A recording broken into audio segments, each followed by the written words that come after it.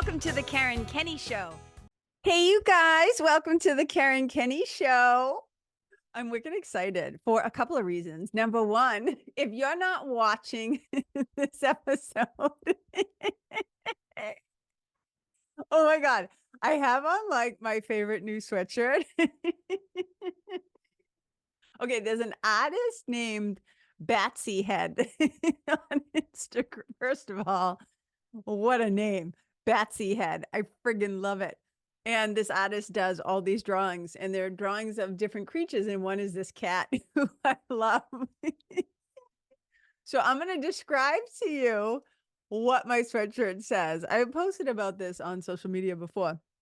And so many people were like, oh my God, must have that sweatshirt. Okay, so first of all, let me describe it. It's like a baby pink. It's like a light pink color. And then if you can remember back in the days, if you were like a Snoopy fan or like Charlie Brown fan, you know, back in the day, a Charles Schultz, you know, fan, how Lucy used to set up her little therapy booth. You would always have Charlie Brown sitting in front of it.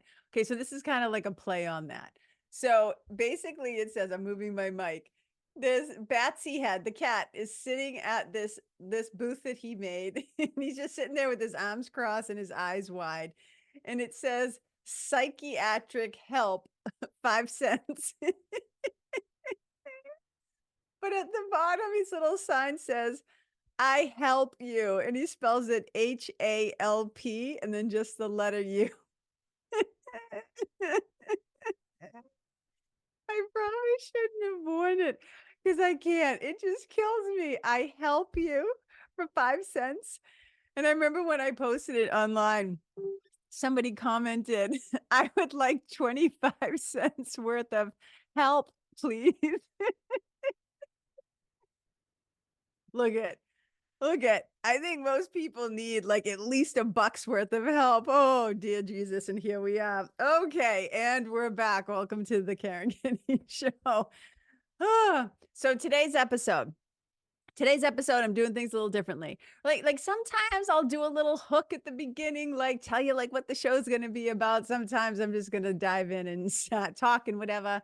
Here's the thing. I just gotta be free, man. I gotta be me, and I gotta just roll with how I'm feeling that day. And I love getting the show done, and I got to keep it loose, and I got to keep it kind of, inspired. So today, first of all, okay, the other thing I was wicked excited about is that, speaking of I help you, one of the things I want to say is I'm doing in September, starting September 1st, 2024. So I know that if you're listening to this in October, November, December, I'm sorry, it's already happened. But starting September 1st, 2024, I'm doing what's called the Good, the Beautiful, and the Holy Challenge. And so many people have already signed up. It's going to be so much fun. I'm wicked excited. And I don't have an easy link to just drop and be like, hey, here it is. Go to KarenKenney.com/ I don't have that. But what you can do is get on my email list because I'll keep sending it out, or just head over to my Facebook page, Karen Kenney. I'm wicked easy to find. Or just write to me at Karen@KarenKenney.com. Shoot me an email telling me you want the link to sign up. It's $5, you guys. It's $5. You're going to get 2 live Zoom calls with me, an amazing, beautiful, downloadable PDF, like 16-page PDF. It's fantastic. And it's a private, dedicated Facebook group for the 30 days that it's happening. So for $5, it's like so wicked cheap. So like hop in, let me know if you want to like check it out. But why I'm laughing is because in that challenge, I help you. Just like I do in the Nest, right? So my group spiritual mentoring program, I help you. Okay, here's what today's show is about. I'm calling it Stop Building Cages. Stop Building Cages. And the inspiration from this comes from it's a wicked old poem by a Sufi mystic poet called Hafiz, Hafiz. And this poem is, I'm just going to read it to you slowly. It's short, but it has always inspired me. It moves something deeply within me. And this is what it says. The small man builds cages for everyone he knows, while the sage who has to duck his head when the moon is low, keeps dropping keys all night long for the beautiful, rowdy prisoners. Ugh. All right, I'm going to say it one more time. The small man builds cages for everyone he knows, while the sage who has to duck his head when the moon is low keeps dropping keys all night long for the beautiful, rowdy prisoners. Just let that sucker land for a moment. There is so much spiritual metaphor in this piece, in this poem. You know, and it's so funny. I was a kid who I always liked, I do like poetry. And I sometimes don't like, I'm just being honest, poetry that is so abstract that like my brain, it's like it slips through my hands. That's what I talk about. It like I can't hold on to anything. So I often like poetry that I can like use in a way, I can do something with the impression it leaves. Now, look, we're not supposed to always understand everything exactly verbatim. That's one of the powers of poetry. So not to upset the poets, it's not like you always have to spell it out for us. But sometimes I just like things a little more simple, right? A little more just that I can wrap my head around it a tiny bit, you know?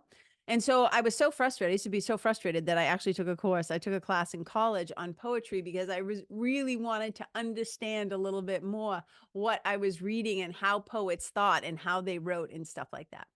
Okay, so this poem, when he says, the small man builds cages for everyone he knows, I think to myself, holy shit, man, don't we all build cages for ourselves and for other people? We do this all the time. We have spent so much time in our lives building cages for other people. And we do this with our thoughts, we do this with our words, we do this with our actions, and we'll talk about those in a moment. But I think one of the reasons why we like to quote unquote metaphorically build cages for people is because we like to try to make people feel small or to keep people small. And I think one of the reasons, or some of the reasons why we do that, is because we fear change. We fear things being different. We fear other people growing, because if they grow, they're going to outgrow us. What if we get left behind? We fear new things, right? The brain itself doesn't usually like a lot of change, right? Like sometimes it might like novelty, but it kind of likes the familiar. It likes sameness. It likes, you know, how many times have people, you know, made the complaint, oh, you've changed. Oh, you've changed, right? So a lot of times people don't like, and I can say this just coming from the Northeast, right? A lot of places, especially in mass hole communities, right? They don't want you getting too big for your britches, right? They don't want you thinking you're too special or you're too good. Like you think you're better than us now, right? Like all that bullshit. So a lot of times, you know, we like to try and keep people small out of our own discomfort, out of our own fear of being. Can you hear Toby right now? Dude, I'm trying to record a podcast. Please stop it. I help you. I help you in a minute. Okay, and we're back. So one of the things is we don't really like for people to change. We don't really, we fear change for ourselves. It's like anytime, like anything, like it could be your gym, it could be your yoga studio, it could be, you know, some place where you're like, oh, the grocery store, right? When they move all the products, or Target or whatever, and they're rearranging the store and everybody's like, oh, I don't like this. I like it the way it used to be. I want to go back to how things used to be, right? We like to keep things contained and what's the word I'm looking for? Certain, and we want things and people to be that way. But no, that's not how this works. That's not how this works here in human school and earth school, in the big experiment, in the illusion here that we are all participating in, right? So when we are trying to build cages and keep people stuck and keep people small and keep people held back and keep people held down and afraid to give up our power or afraid to give up our specialness or afraid to do that, it's a fucking racket, man. And it's not serving you and it's not serving them.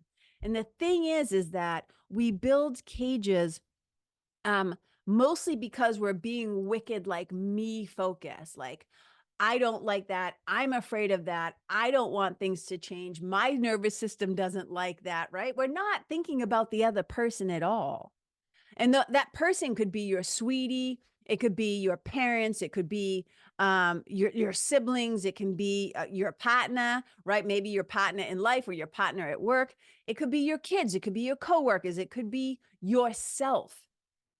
And that's another thing, right? Is we'll say things like, well, I'm not the kind of person who does that, or I would never, or I don't, or we have all these ways where we hold ourselves back from experiencing new things, exciting things, hard things, challenging things, right? And even like part of this challenge, it's one of the things that I love about doing a challenge or doing this challenge I was telling you about, the good, beautiful, and the holy, is that it's actually a fun challenge, right? And built right into the word challenge. I'm going to do a whole podcast about this. So, you know what? I'm not even going to say it. Thanks. I'm going to do a whole podcast about it maybe next week. All right, hold on. I cannot with his screaming. Hold on. And I'm back. Okay. So I've banished Toby to Siberia, just outside the room. I helped him. I escorted him right out the door. Okay. So we do this thing too, right? We become wicked self-focused. And that's a lot of times is we're thinking about what we want. We're not really thinking about the other person. And we build cages by doing things like, I mean, there's 1,000 ways that we do this and try to keep other people small. But a lot of times is that like we'll be sarcastic towards them. We diminish their ideas. We roll our eyes at them. We try to make them doubt themselves, right?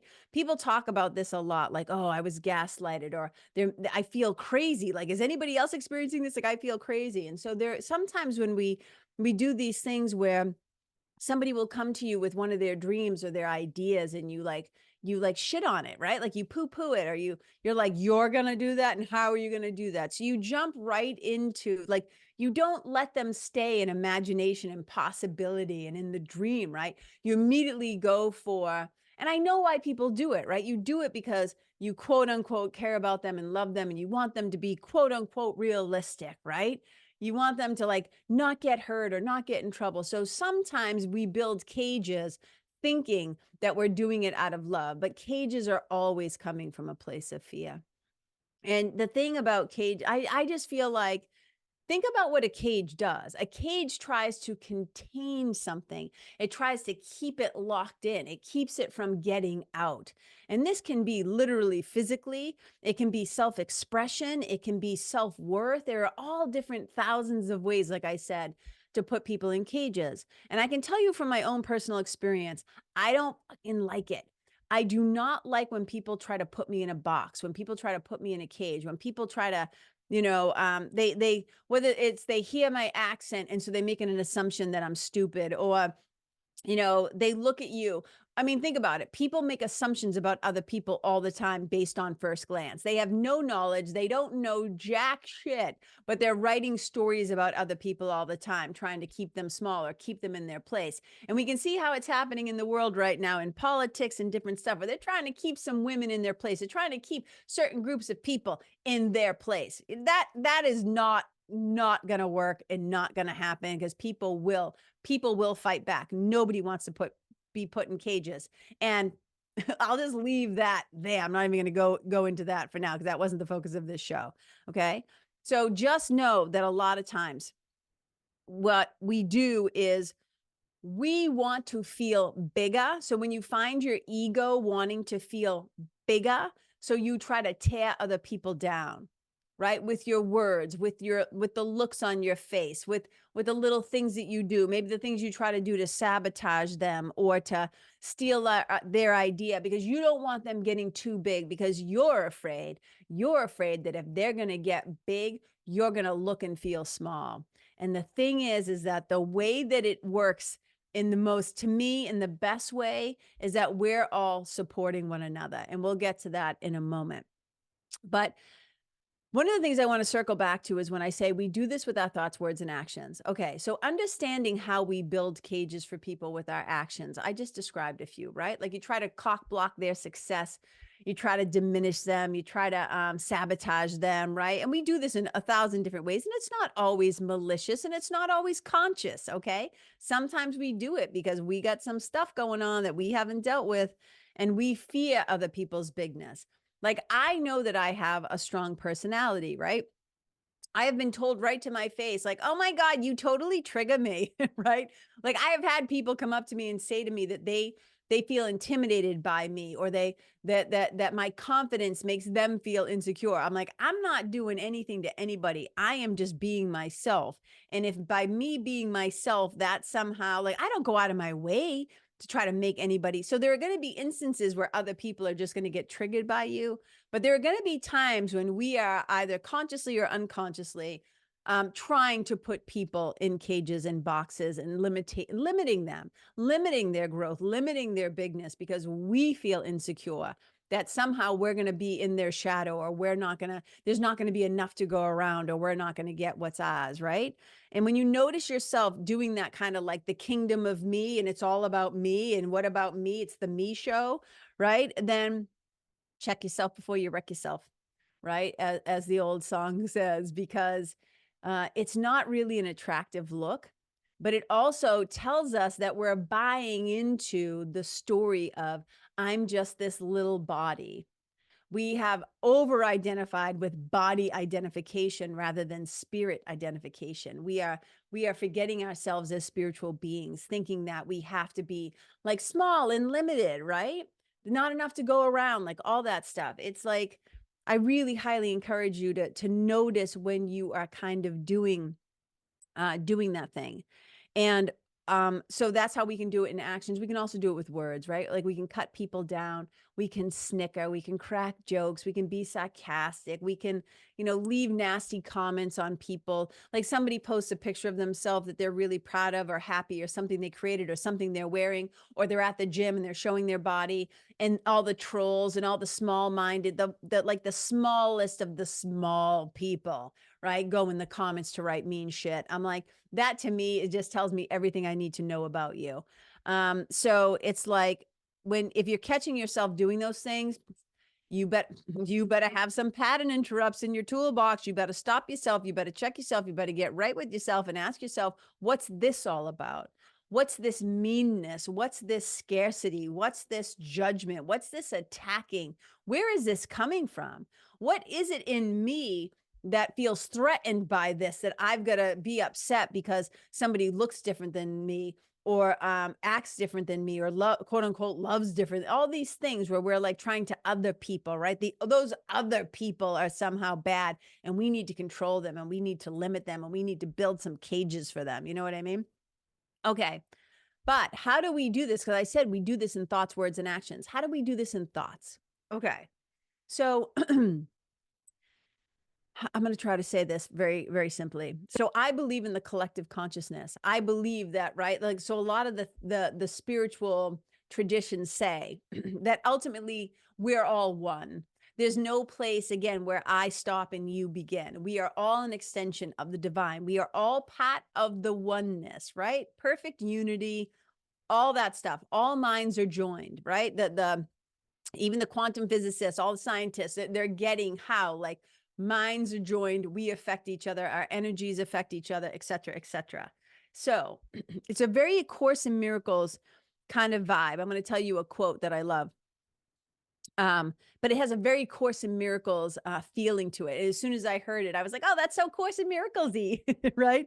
So in A Course in Miracles, we say, perception, how we think, how we see in our mind, makes projection what we see out in the world, right?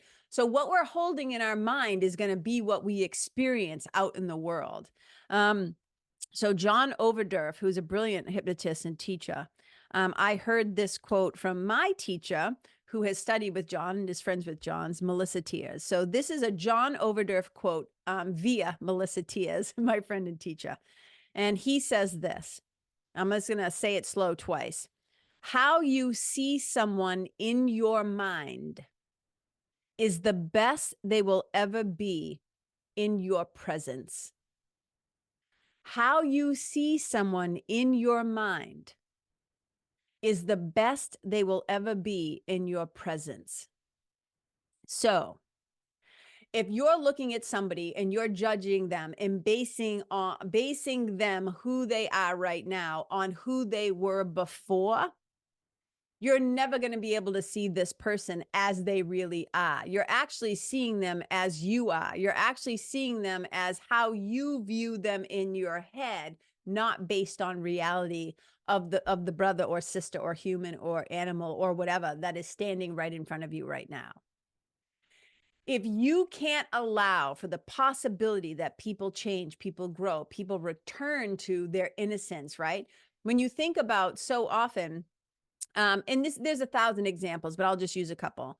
You know, people who have done some sort of a transformation, right? People who have gotten sober, people who have, you know, oh, I used to work at this awful company, but now I'm working at this nonprofit or whatever, right? We like to hold on to the old stories. We like to keep people in those boxes of our own beliefs and stories about them. And we do this to ourselves too by holding on to old identities that no longer serve us, that we have outgrown, right? Oh, I don't do that anymore. That's not who I am anymore. And a lot of times we don't allow people to become better in our mind first. We don't choose to see them as they really are, which is also one of God's kids, which is also as somebody who whose innocence has not been put out. Like last week's episode when I talked about, you know, a cloud does not put out the sun. That bright sun is always shining, even though there might be clouds in front of it. So sometimes in our lives, we might do some things and make some choices that are not truly reflective of who we are. And what the sage does, right? What the sage does, what the wise man, woman, person does, the elder, the one who has the knowledge realizes is that we do have the capacity to change. What's really changing is we're letting all that is not us fall away. And so we return to our innocence. We return to love. We return back to who we really are. And a lot of times we don't want to let people do that. We want to keep them in that stupid cage because that's how we feel more comfortable. And unfortunately, we do this to ourselves too. We don't allow ourselves to outgrow the small boxes and the small cages that we have put ourselves in. We judge ourselves on our past. We keep looking back. We don't stand in the present moment. We don't stand in our sacred and holy ground and claim the truth of ourselves. Okay. So that's number one. We build cages for ourselves and for others. Okay. How you see someone, remember, how you see yourself in your mind is the best that you're ever going to be in your own presence as well. So how about we do some renovation, right? How about we start dropping some keys? So that's the first thing, right? The small man builds cages for everyone he knows. Now we're moving into, while the sage, what does the sage do? The sage who is so big that when the moon is low in the sky, he has to duck his head so he doesn't bang his noggin on the moon. Like what a visual that is, right? What is he doing? What is she doing? What are they doing? They are dropping keys all night long for the beautiful, rowdy prisoners. And how do we drop keys? So keys, on the other hand, key dropping, as I like to say, key dropping on the other hand, is when we not only allow other people to shine, we set them up to shine. We set them up to succeed rather than try to set them up to fail. We make other people look good. We build them up. We give them credit. We give them resources, right? We share what we have. We look out for each other. We compliment each other, right? We are in service to love and trying to celebrate our brothers and sisters. So I say, in other words, I made myself a note so I wouldn't forget. In other words, key dropping is all about encouragement, enthusiasm, and empowerment. It's about helping people, right, to find their own inner peace, is to find that freedom, is to find that self-love. So we're not trying to contain them. We're like, no, find your wings, grow, fly, be free, go off to college, go discover some things, make some mistakes, learn that you can get back up, right? We set them up.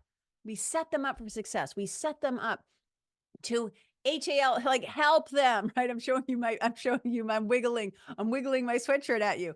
We set it up so that we help them, right? To as I do in my work of, right, your story to your glory, we help them to release those old stories, those old limiting stories, so that they can remember, so they can step into, so that they can claim the glory that they really are. Right? So that they can stand in their bigness and not feel diminished in their presence because of it. Because we're like, hey, we're equals. Come on to the field. Let's play together. Let's collaborate, right? Let's support each other. Let's shout each other out, right? So my best friend, KT, she found out I was doing this challenge, the Good, the Beautiful, and the Holy challenge. Totally surprised me, like blew me away. She wrote to me and she said, hey, are you cool if I share this with my people? And I was like your community? Because she has a really big community, right? And if you don't know KT, a little shout out to KT. If you are an educator or a teacher and you participate in TPT, Teachers Paid Teaches, KT has one of the most popular shops on that. Hers is, it's Kirsten's Caboodle. Kirsten's Caboodle with K's, right? Letter K's. She's got some fantastic resources. Anyways, so she totally surprised me. And she sent me the email and I was like, when I saw it, I was like, holy shit. I was like, this is amazing. And it was so good that I shared portions of it in my own email. The next day I was like, I cannot believe that you wrote this thing. And that was right there. She was dropping a key for me. She was dropping a key for me. She's not like competing with me or trying to be weird and be like, I don't want my friend to shine because if she shines too bright, I'm not going to. No. We don't have that kind of friendship. And look at when you can find those kind of relationships, especially between women, it is a powerful and magical thing. And it is a life changer. And I am so grateful. I'm so grateful for her friendship. Okay. So I want to go back to this. So little spiel on KT and we're back. So I want you to think about the times in your life when somebody has really like dropped a key for you. And, maybe they helped you to move through the world differently. Maybe they introduced you to somebody. Maybe they gave you a leg up. Maybe they referred you to somebody, or that they made you the recommendation. They referred somebody to you. Maybe they changed, like I said, the way that you think, or maybe they changed the way that you live. Like they gave you a set of tools or resources. Maybe it was a mentor. Maybe it was like a spiritual mentor, right? Maybe it was a coach. Maybe it was a physical therapist. Maybe it was your trainer. Maybe it was one of your parents, like whatever, whoever. Maybe it was your boss that saw something in you before you could see it in you. And they were dropping keys at your feet, right? It's like they dropped a key right in front of you.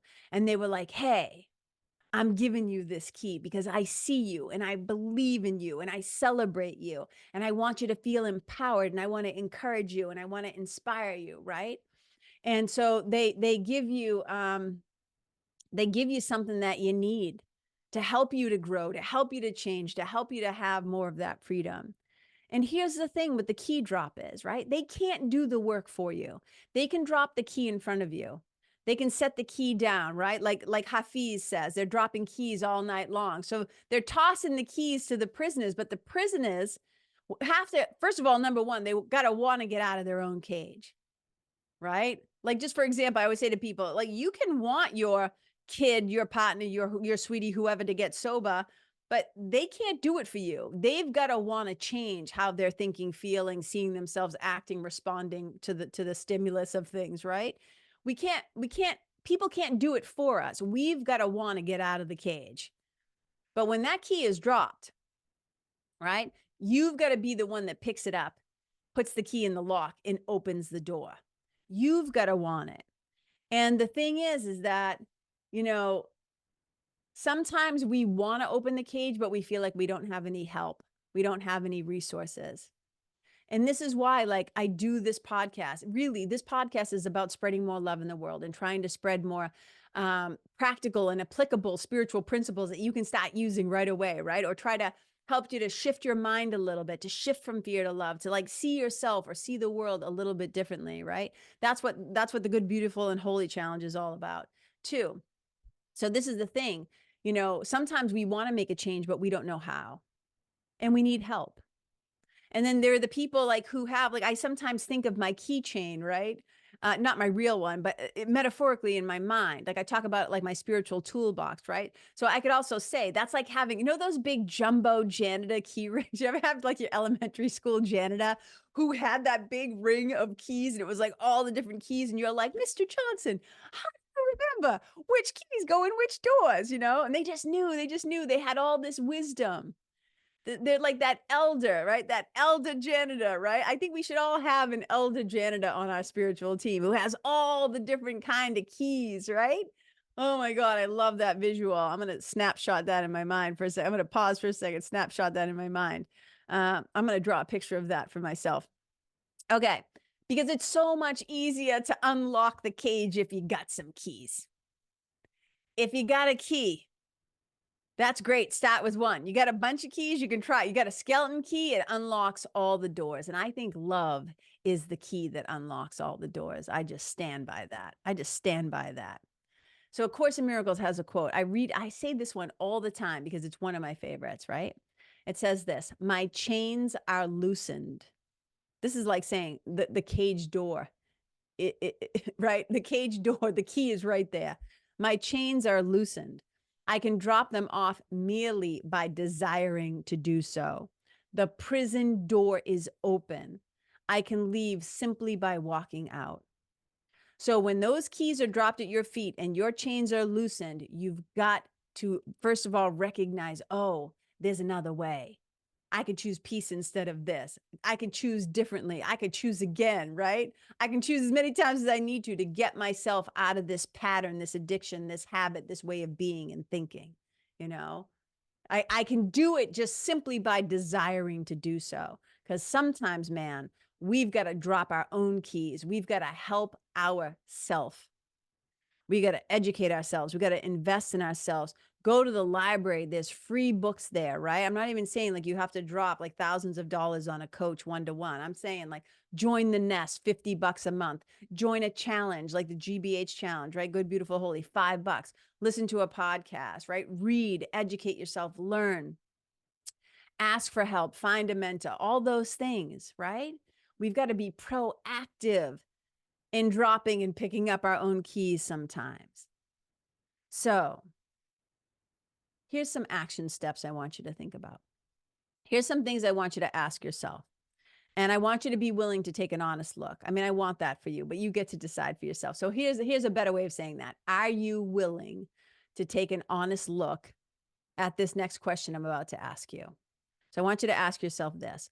What cages have I built? Ask yourself, what cages have I built out of fear? What cages have I built out of jealousy, out of competition, out of sarcasm, out of being controlling, out of putting people down, out of trying to not, to take credit, always, trying to take credit for somebody else's work, take credit for somebody else's ideas, always speaking first at the meeting, not letting other people have the opportunity to raise their hand or have a voice or whatever. Right? I'm not even going to go into all the awful ways that humans keep animals in cages. One of the reasons why I'm not a fan of zoos at all. One of my teachers, my meditation teacher, Eknatheshwaran, he once said, and I will never forget this, and I don't know who actually created it, but the visual that I always have is a tiger that is out in the wild, but he's in a cage. And the door has swung open, and literally this tiger is leaping out of the cage, and he's moving so fast to get out of that damn cage that he's almost like blurry in the picture. And what Ashwaran's teaching was about is he was talking about how, it's why everybody loved the movie Free Willy too, by the way.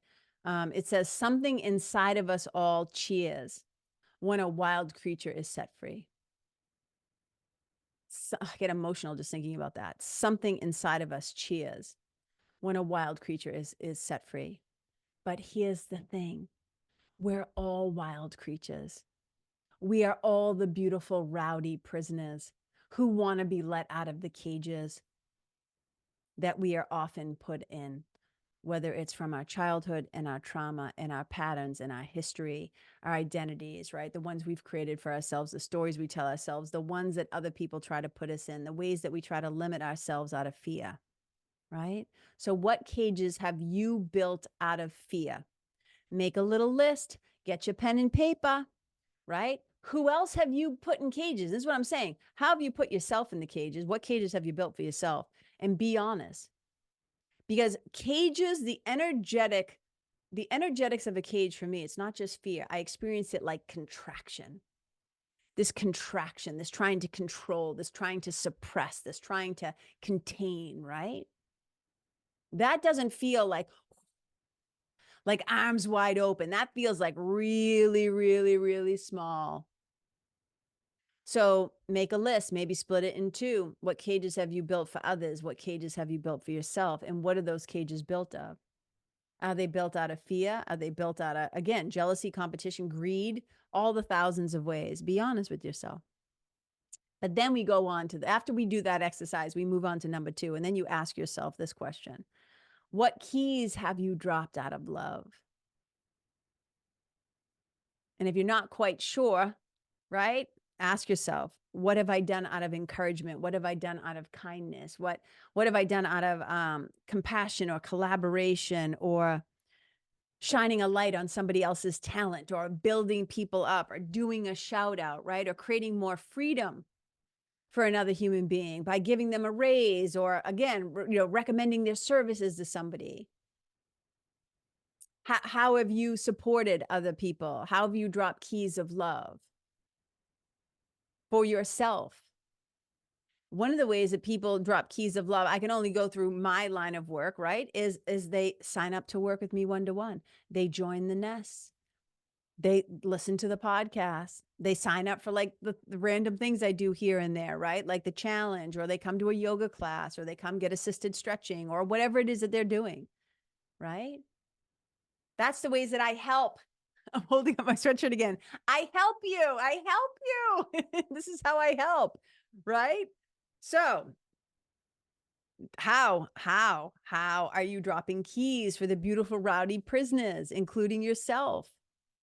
And if you're not doing it, alternate question C, right? So A, what cages have you built out of fear? B, what keys have you dropped out of love, or could drop out of love? Let's plan future. Think about how we can get better at this. And then what's stopping you if you're not doing it? Because what's stopping you is going to take you back to A, which is the question, what am I really afraid of?